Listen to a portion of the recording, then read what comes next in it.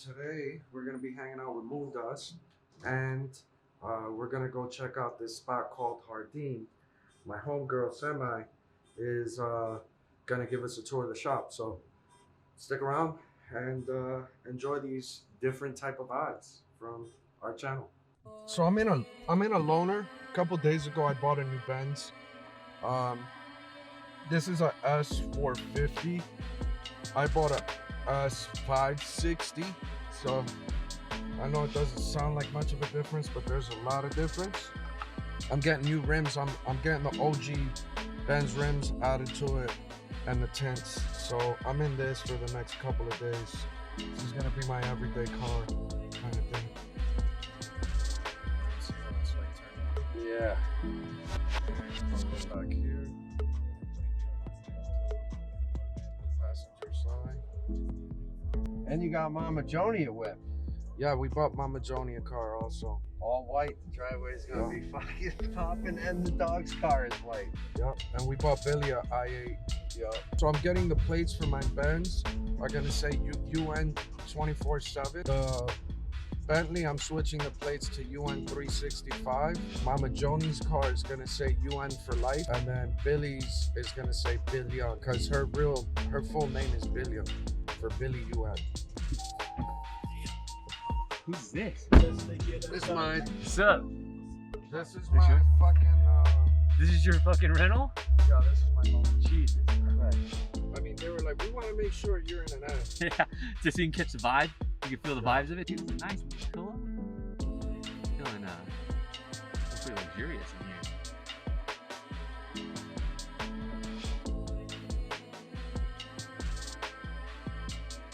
I'm never late. Even when I'm late, I'm early. Party doesn't start till I get here. No, I'm playing.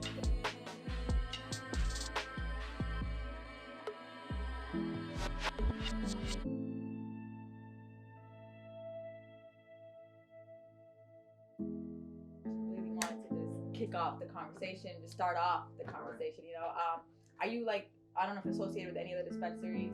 No, I mean I've dabbled and like had conversations, but I've done nothing. You know what I Okay. mean? But I also know that it's has a little bit to do with the fact that I've been all over the place. Oh, like it's not being Not here. physically being here, and at the time those conversations were happening, I think, a little bit earlier than they needed to be. I wasn't ready for none of this stuff. Of course, you guys have always just kind of been on that list of, you know, just places, just, you know, somehow, some way, just be able to like collaborate, work, or even if just you yourself, you know. Right. But honestly, open grounds. Like for me, Yeah, my biggest thing I'm is. down to try. I'm down to try anything. Yeah? Really. Okay. I really am.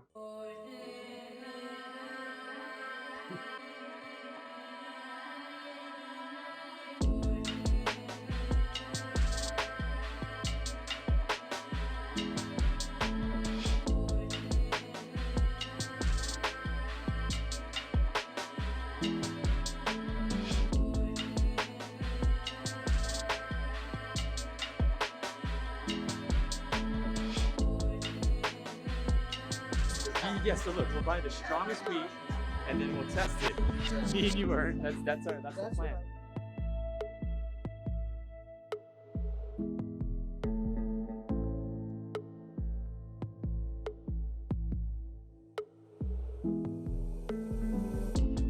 What's the strongest indica flower you guys got? 'Cause me and Moon got 27% THC and it's called fast fruity. fat booty. That's what I heard. I like that name though. I want to try that.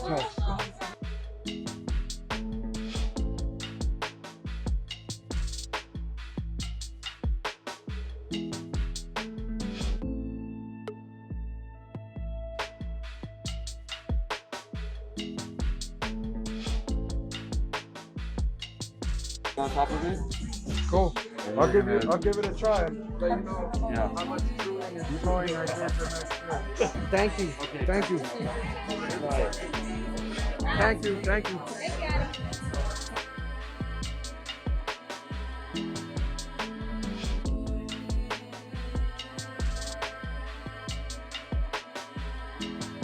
So, your probably wondering why this whole video has been at a dispensary, and why Jay, who's told like everyone and their mother that he doesn't smoke, is kicking out of dispensary. Reality of it is they're a local brand that are doing a lot of great work. It is legal in this state, and I've accepted the fact that my anxiety is on tilt to the point where I can't get more than 35-40 minutes of sleep without waking up, and that's been like the last couple of years for me. So I have to find or figure out a way to actually sleep like a normal human being, because I'm gonna go mad. And I was having that conversation with Semi and a couple of other people that are at Jardin, and they gave me a bunch of stuff.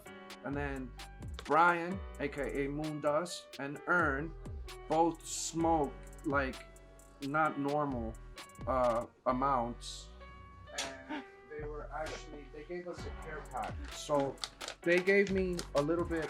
Well, this is definitely not for me. I don't know what that is. Fat fruity, not to be confused with fat booty. Right, which you clearly did with the young lady behind the register, and your mind was very visible. Your mind was in the gutter that day. This is dank, bro. It's like, notice all the stuff I'm pulling up. None of this is mine, by the way. None of this is mine. Nope, not mine either. But I'm gonna have these guys talk about all the stuff that's not mine here in a minute. This is not mine either. Man, you guys made out. I didn't even know they gave us that. I don't even know what that thing is. That might be yours. The motivator. All right. That's all right. So they gave me. Good grief, man! Like that little bag just keeps giving. Huh? Yeah, this is like. Ooh, this bag smells like outrageously strong, bro. Good grief. Shots to Jardin, the Jardin family. All right, so I'm gonna talk about the stuff they gave me, because I know nothing about the stuff that's particularly here, but they gave me some gummies, 500 milligrams. They said, yo, these are gonna knock you out, put you to sleep. So I'm gonna try these. I'm gonna try one. Yeah. I'm not gonna sit here and do but I'm gonna try one, and I'll let you know how that goes. And then they gave me something that they were like, yo, if you really want to get like knocked out and not feel human, drink this. But I'm terrified because even Ern's like, I don't know if I would drink all of that if I were you, man. That's like a lot, but it's intended for sleep, right? Yeah. So there's that, and then another style of gummy. Smell pretty good. But he said these are kind of strong too, right? Yeah. So like this Those might have THC in them too, I think. That's why they have that childproof top. Gotcha. Yeah. So, and then he told me this one will mellow you out. It has a lot of CBD and a little bit of THC, right? That one is Rick Simpson oil. Rick Simpson oil was actually made to fight cancer way back in the day. This dude, Rick Simpson, had skin cancer and things that he put it on, and he had another type of cancer, and all the tumors went away just from the oil. So he became super famous in the weed game, and it's super strong. You don't want to pour this on a Big Mac? No, you could. You better line up 9 more Big Macs. I don't want to sip this in a Monster, is what you're saying. No. So apparently I got stuff that'll knock out a deer, right? Because me, the machine that I am, needs things to knock people out, like for long extended period of time. And truthfully, I need the sleep. So shout to Jardin for giving us the opportunity to come in and get to see their operation, hear a little bit of their backstory, and you know, who knows what comes about it. Maybe, you know, these products wind up helping me. Clearly these guys are just gonna get high out of their brain cells. You know, you picked up one that you were like, yo bro, this is gonna take hours to smoke, and I don't know why you would want to smoke for hours on end. I don't have the time to sit there with something in my hand for hours on end. But whatever, man, right? Whatever gets you feeling like whatever you want to do and pass out, it's cool. it's gotten crazy, man. Yeah, we but asked you them know, for their strongest flower. That's what we did, and then they gave it to us. Those are the two strongest flowers that they have in the dispensary. Yeah. So shout out to Jardin for can I getting open us this? baked. Yeah, Yeah. for sure. I think you might have pressed down now. Yeah, there you go. Oh, that. Look at That'll that. peel right off. Yeah. Ooh-wee. That doesn't smell normal. Oh, I can this smell doesn't. it from here, dude. This Yeah, doesn't through smell the mask. normal, bro. Through the mask. I don't know why you would want to smoke. I Yeah, mean, that's crazy. I know why you would want to smoke this. Smells like but- juicy booty. That's crazy. Yeah, No, this one's fat fruity. yeah. But apparently, in Fat Mario booty. Andretti's world, it's fat booty. All right, guys. I love weed. I don't know if that's obvious to you guys or not yet, but luckily when we were with Jay yesterday, me and Moondust here, yeah, they hooked us up. They gave us these huge packwoods, not to be confused with backwoods, but maybe to throw your mind that way a little, because they are huge rolled blunts that are infused with wax. They coat the outside in keef. Little weed terminology for those of you newcomers. Keef is the dust that comes off of the weed and collects and is just basically pure weed crystal. Wax is a concentrate made from weed where they do all these magical processes and it becomes a concentrate. And people take dabs of wax, they mix it in their blunts. There's lots of ways to intake wax, and I'm sure you can find many more. But we got these three, which are rolled up like that.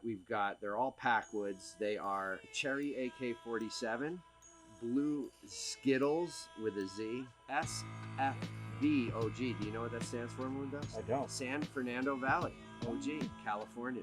And then on top of that, oh yeah, that does smell good. It smells good, the fat fruity. And then the other one they gave us, Kush Mountain. Oh yeah, very good too. All right, shout out to Jardin. We're gonna, me and Moondust are gonna take a little walk real quick. You know what I'm saying? So today we're here at 7 Tattoo, and my boy Daniel Rocha, who's an artist that I've looked up to for a really long time, is getting tatted by another amazing artist, Carlos Torres. Two people that I've known for a really long time. When I was talking to Daniel a couple weeks ago, and I just asked him what he was working on, what he was getting done, what he's doing, what does the shop look like, how's it been working during COVID, how are you teaching, how are you growing, like quickly realized I need to come in here and do a video. So, you know, I haven't seen Torres in a hot minute. It's been right before I opened my stores last time I seen him.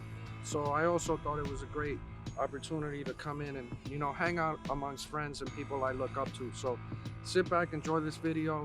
Let me know what you think in the comments. Definitely give 7 Tattoos and Daniel Rocha a follow, as well as Carlos Torres. All these accounts are more than deserving of your follow. So appreciate you tuning in, and let's go check it out.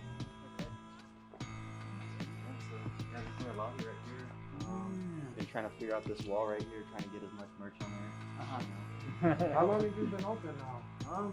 Only been open, Brian, like two years. Yeah. Okay. Yeah, this is our cosmetic room over here. Okay. Where he works. Okay. He's down in there. Yeah. And then, That office is massive. yeah. Any options? So this is our blueprint room, basically. Well, not really our blueprint room. We got everybody in here actually. Most of our blueprint guys are in here. Okay. But yeah, we got 4 stations in here. If we have to, we can turn this into a station over here. Okay. Over here, they make this kind of scenes per artist. Okay. So yeah, it was. Oh, really? Yeah, we had to do a lot of filming in here. We got our break room over here, so Oh, that's nice. yeah, instead of eating in the stations and Cool stuff. one kitchen. Yeah. Yeah. Yeah, that's good, man. So you're moving the shop or adding the shop? We're gonna be moving the shop in the future. We're trying to buy property, so Oh, right now we're leasing. So I want to do more in here, but I don't want to spend too much on it since we don't own it. You know? I like to do something a little bit more custom with the ceilings and the flooring and stuff and so on. Yeah. These properties. Hey, I got that picture. Yeah. It's hanging up at the shop. Yeah, and then back here's our kind of our back hallway where we kind of keep extra furniture, just so it's not. Oh, that's cool. Black sink. Yeah. It was hard to find that, man. It was Yeah? super hard to find a double sink just with a single drain. Uh-huh. So, and then we have our little backdrop over here for photos, Okay. extra furniture and stuff too. You got a ton of furniture. Yeah. So this room over here was our gym, but we broke it down. We have Oh, okay. and we also had that Killing Ink event that we had, so we had to fit like 17 artists in here. Okay. So we had to turn this room into a working room. Okay, sweet. Yeah, we have our seminar coming up pretty soon, Yeah. in about a week. Nice, man. So. Does your seminar or like shop seminar? Mine and Emily's. Yeah, we're gonna talk about tattooing and then also the business side of it too. So Okay. yeah, Yeah. do something a little bit different. Okay. How often do you run these seminars? This is gonna be the first one we're throwing on our own. Other seminars I've done, it was for other people. So it's gonna be our first one that we're throwing just for ourselves. Okay. That's nice, dude. From like an organizational standpoint, like it's amazing. You have space to do everything. And Yeah. you're like trying everything. That's really dope. We're actually gonna be acquiring some more space, more warehouse space that we're actually gonna try to do like a bigger seminar. You know, We're it's just gonna promoted be a it. good seminar when they hand out The Boss Water, yeah, we're sponsored by Boss. When our first lobby kind of gets overfilled, we bring people back in. Okay. And back over here we have our bathroom. So we have 5 stations over here. 9? Yeah, we open at 9 and we're here till What's 2 in the up, morning. Cool. So yeah, Alright. we got 2 shifts. Nice. 1 9 to 5 and then 6 to 2. Yeah, there's days of the shop.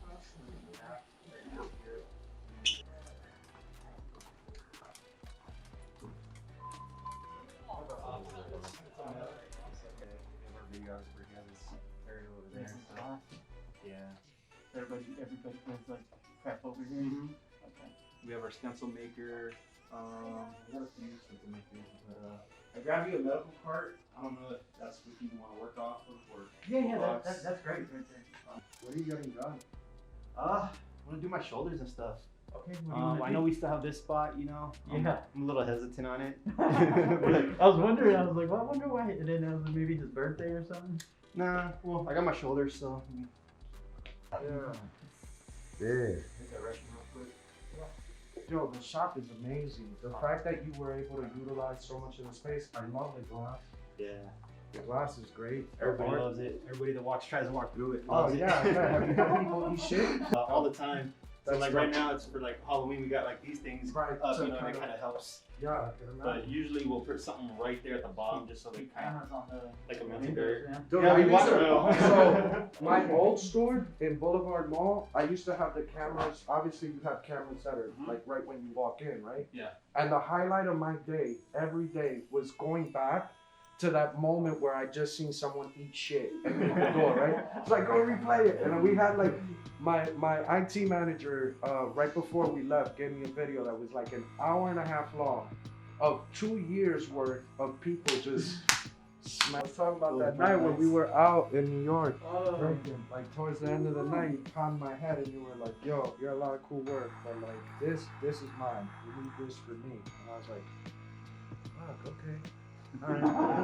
I was gonna tap my head one day. Yeah, I still Daniel, man. I cut those nights out, and I had to stop. No, we're getting old, man. You Yeah. can't, you know, the shit we're doing in our 20s and 30s, you can't do that in our 40s, bro. Like, Yeah. And you want to be more responsible, you realize, like, the benefit. You start having life experiences, right? Yeah.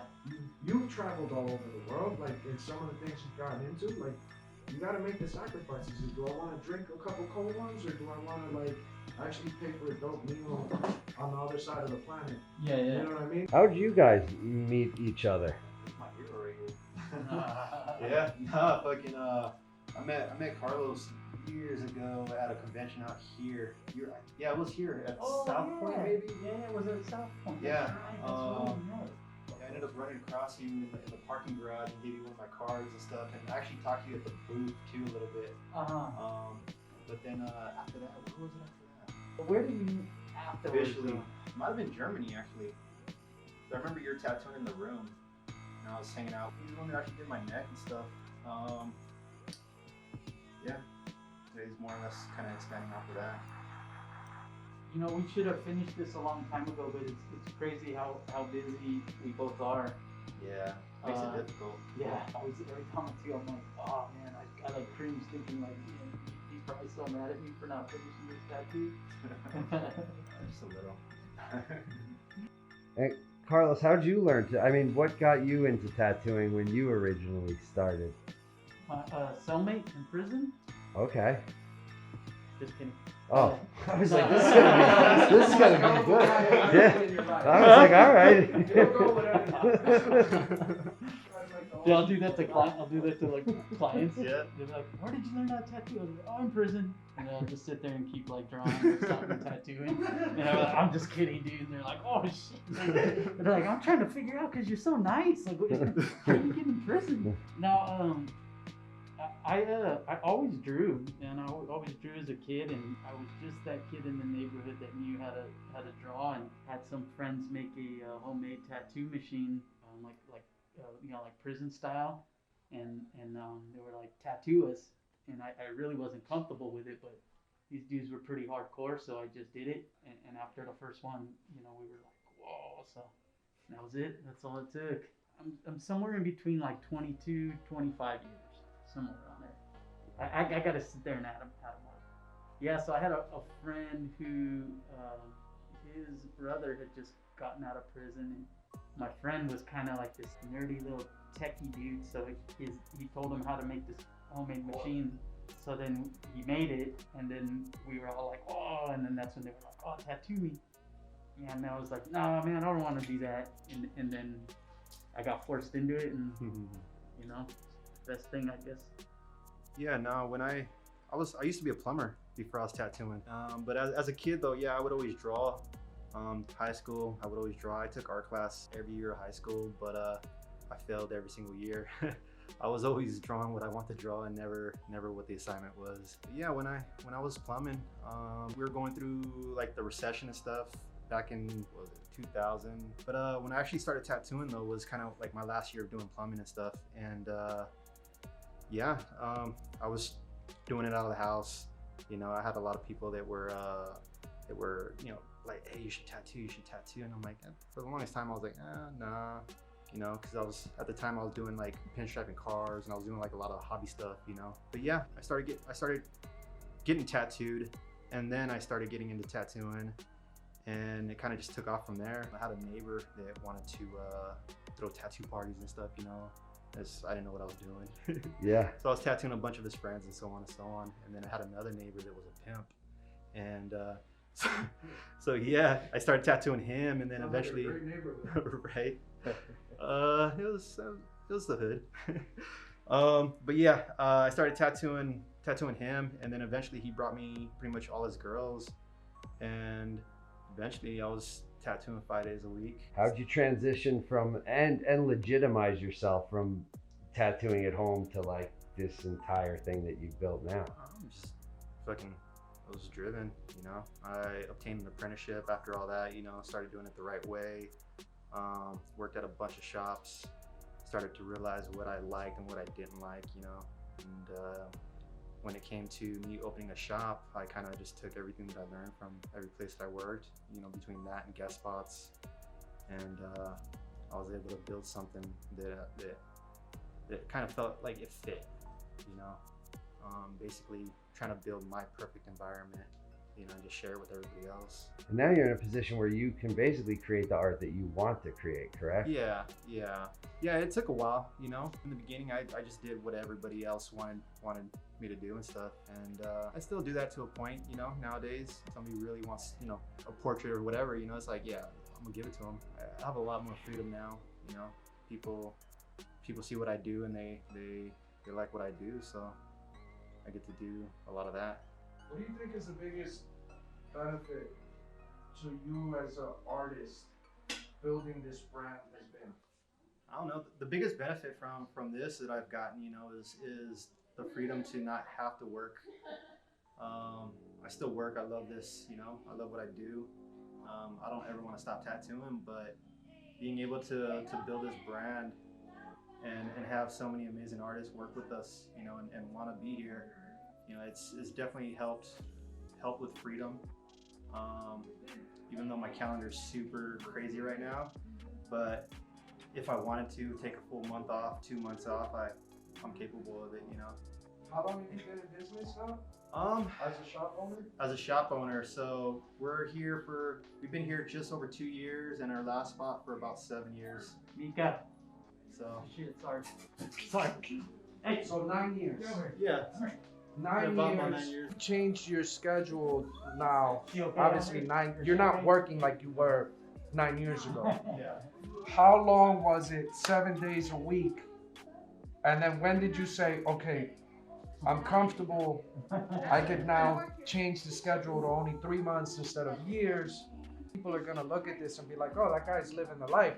But I need people to understand, Oh yeah. my man was working from the second he opened his eyes till he closed them. To be honest with you, I've always been working like crazy hours. And we're on the road like Yeah. crazy too. So like the beginning of my career, I did a lot of traveling. So I would work 12-hour days every day, you know, even though I was only scheduled to be there for so many hours. I would go in on my days off. I would go in hours before, and I'd stay hours later. And I still do that to this day. Like here, I'm in the shop 7 days a week, anywhere from 12 hours, 13 hours on a day that I'm tattooing, and the days that I'm not tattooing, I'm here at least 6-7 hours. So yeah, it still hasn't stopped, you know. Yeah, I have the freedom to be able to take a bunch of time off, but I choose not to. I still grind. Because you love it, it's because you want to see who's coming in, interacting with your brand.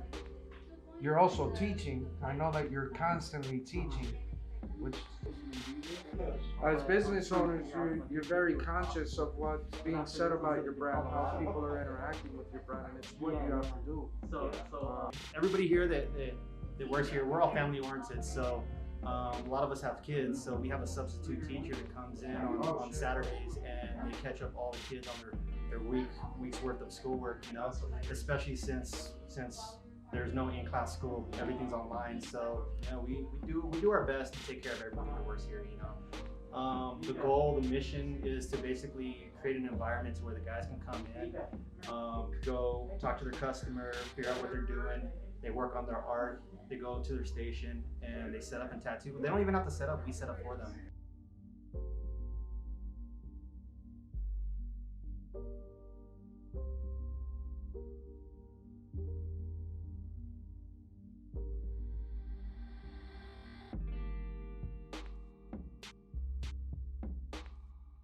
Today's just been a wild day. I got to hang out with Daniel and Carlos, two people that I've put on a very high pedestal because of their body of work, because they're amazing human beings, hearts of gold. And I've been following both those guys for greater than 10 years.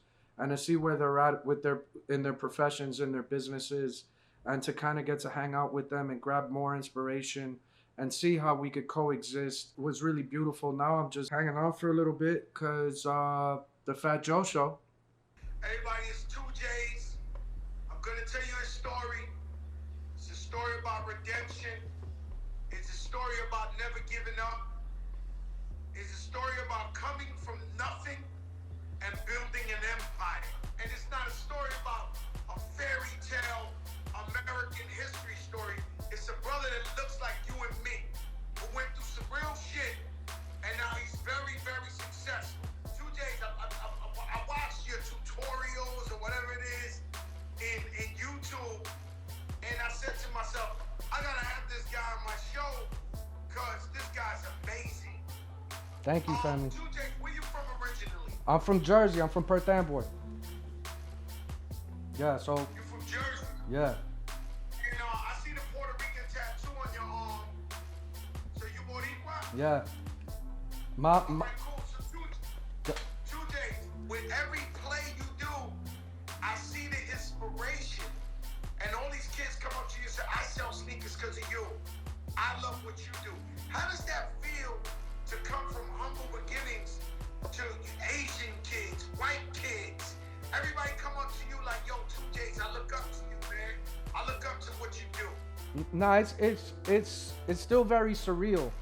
You know what I'm saying? Like I didn't start doing what I was doing for the likes or for people to start following and supporting. I was just doing it because one, I had a genuine interest in sneakers, and I thought that would be a way that I could provide. It just snowballed into this like system where I've been able to use my platform to help others grow. What I've noticed is a lot of the people that are rocking with me, a lot of the people that are coming up to me have a lot of the hardships and similar struggles as I did when I was a kid or a teenager growing up. No, 2Js. I know you was homeless.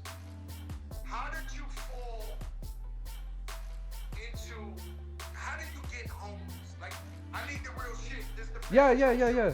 So, you know, when I was younger, I had a daughter who just turned 18 yesterday.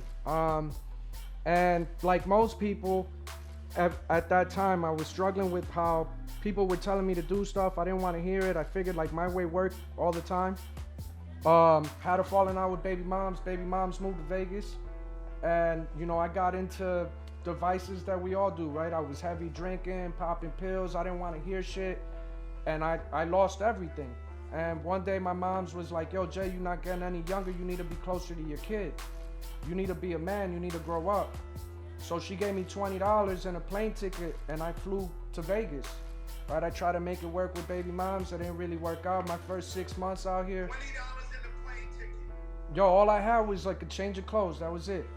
And I tried to make it work with baby moms. She didn't want to hear it. I figured I'd take my $20, put it in a slot machine, turn it into $100. Maybe I'll find somebody selling some weed. Then I'll just start selling weed. That didn't work. I spent my 20 before I even sat down.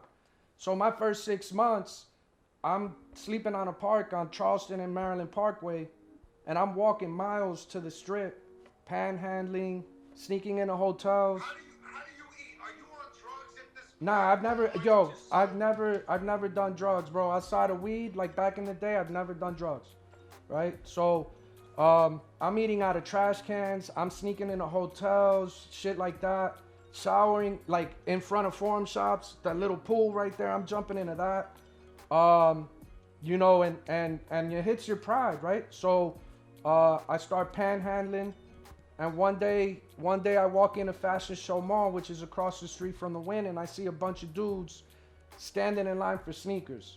Now the store is open, and I'm like, yo, why are y'all standing in line?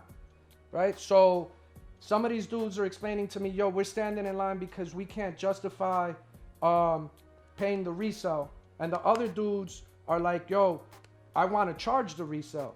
So I'm looking at this line, and they're standing in line for days, like 2 days.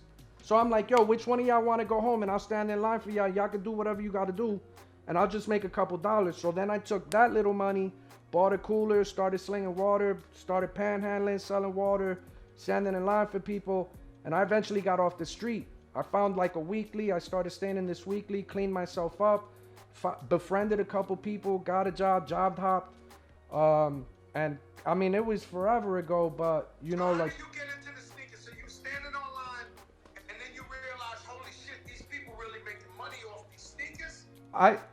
I understood there was resale, but I didn't understand it like I do now, right? So I get a job, I job hop, I get sick, I start having seizures, I go on FMLA for like 6 months, and like most people, I'm living outside my means. Right? I'm in an apartment I could barely afford, driving a car I could barely afford. Like I'm literally living check to check. So the money that I had saved up over these 6 months that I'm not working, I'm like exhausting everything. So I met wifey right when I got evicted out of my apartment. And so 2 weeks into dating my wife, which was about 8 years ago, I'm evicted out of my. She's Mexican. She's Nah, Asian, what is she's Filipino Hawaiian. I knew it. Though. But go ahead. My daughter says I think she's Mexican. Nah, I was no, she's like Asian. Filipino, Hawaiian, Japanese. She's like a little I'll bit tell of you what everything. She is. Fucking focused. But keep Yeah, going. she's my When you everything, met bro. her, 2 weeks later. So 2 weeks later, I now move in. I'm evicted out of my apartment, car repoed. I'm moving in with her and her mom, which is now my mother-in-law. She's like, Jay, what are you gonna do? This is like November 2013.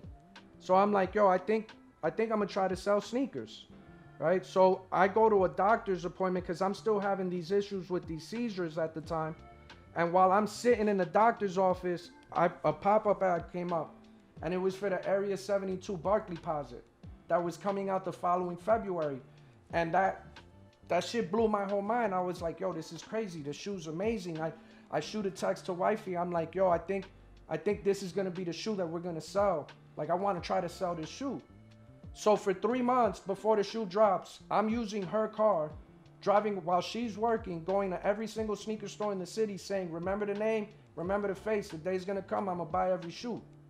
Now to some, I'm sure it sounded like I was bumping my gums and talking on my ass, but some people gave me... Hold on 1 second. What you did is called speaking it into existence. You already. So I'm a lot of people who always speaks it into existence. So yesterday, I was on a Zoom, Hispanic Heritage Zoom with Torres and Nori, and I said, you know what? I'm gonna be a billionaire. And they looked at me like I was crazy. I said, no, I'm gonna be a billionaire. Like my man J.R. Rodigan says, another day, another billion. And so I spoke it loud. Because that's what I want to do. You know what I'm saying? And you gotta speak it to existence in order to get there. Continue to, Jays.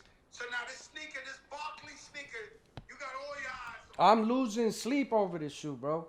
Like, I don't even have the money for the shoe. Wifey's like, yo, Jay, how much is this shoe? I'm like, it's $275. She's like, Jay, you don't even got a job. What you talking about sneakers for? Like, leave it alone. So I get my little income tax money. She's heard me talking about this shoe for like 3 months. She puts a couple dollars up. We go stand in Nike Town and Forum Shops, 3 in the morning.